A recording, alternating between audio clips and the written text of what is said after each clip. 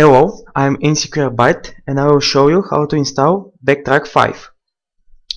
Now first you need to download it from Backtrack site.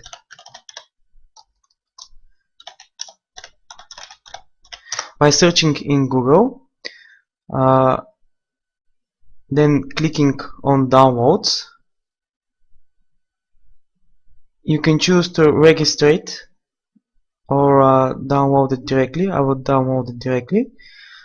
Next you can choose to use GNOME or KDE. Now I usually use GNOME, but you can choose, there is no direct difference. Next you can choose 32 or 64 bits, that depends on your system, and ICO or VMware or direct and torrent download. Now I usually use torrent download because it's faster, but it all depends on where you are. Now click download and download it. Now after you download it, you can go to how to section on the Backtrack site and choose a method to install it using live CD or installing the live CD on a USB. Now I usually use this method, UNet boot, which is easy and it's much more faster than burning it to a CD. Now after you do that, you have to set your system to load from the CD or from the live USB and restart it. Now I'm going to use VirtualBox because I have to record the whole process, but you can do the same on your system, or you can do it on VirtualBox if you want to experiment with Backtrack 5. I will use a system that already have Windows 7 installed on it, so I can show you how to do a boot. So insert your USB flash drive or your live CD, restart, and it's supposed to boot from the CD, yes, or the live USB. Now you hit enter and choose default boot text, which is the first option, and wait for the live CD to boot up.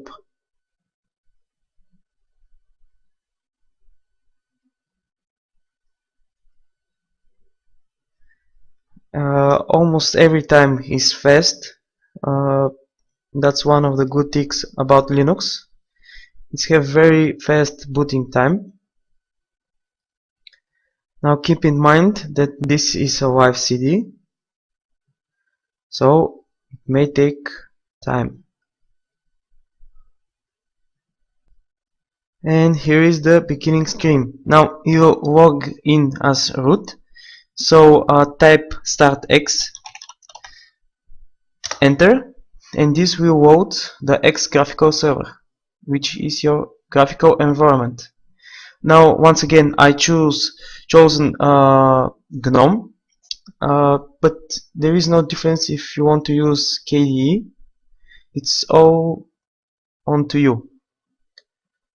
Now when the system is loaded like this, hit install Backtrack, double click, and wait for the screen. Now the first screen will ask of you what language to choose. Now I will use English. The next one will ask you where you are. Now I will use this time, and you can choose whatever you want. The next thing is the keyboard layout. I will choose USA, but you can choose whatever English you want to use to write. And the next one is the important one. Now Backtrack will scan your hard disk right now and see what is on it. Now as you can see, mine have 100 megabytes for the Windows 7 loader, and the other ones are to the Windows 7 itself. So I will choose the option install them side by side right here, because I want to dual boot between them. And then with this sidebar, you can choose, not sidebar, with this scroll you can choose how big the backtrack will be and how big the Windows is. Now I usually use around 10 gigabytes, 10-20 gigabytes for backtrack, simply because it needs around 8 gigabytes to install, and the other ones are for the operational system.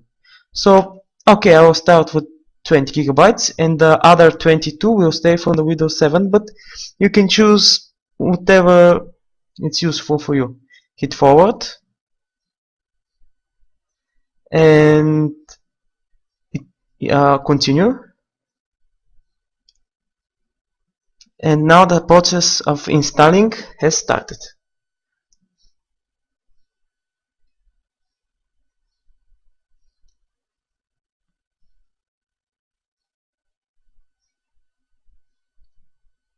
Okay, so now it's asking, is everything in order? Yes. Install, and that's it.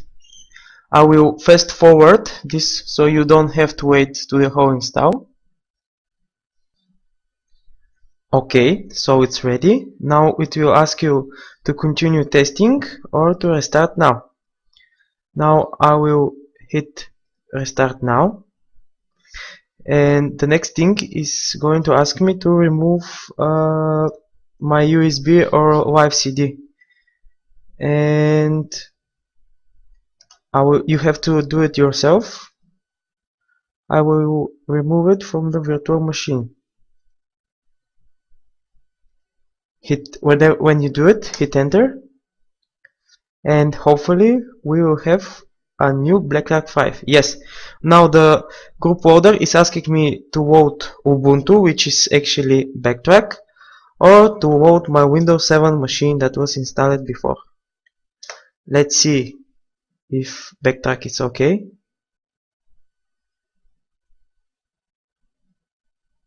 Waiting it to load. Now you can do the absolute same thing if you're using KDE. Just download the KDE CD image and it will work. Now everything has loaded, and now it's asking me to log in. Now you have to use the root, which is ROOT, and the password is root reversed, so it's TOOR. And now it has loaded. To start your graphical server, again type start X, and hopefully everything will be okay.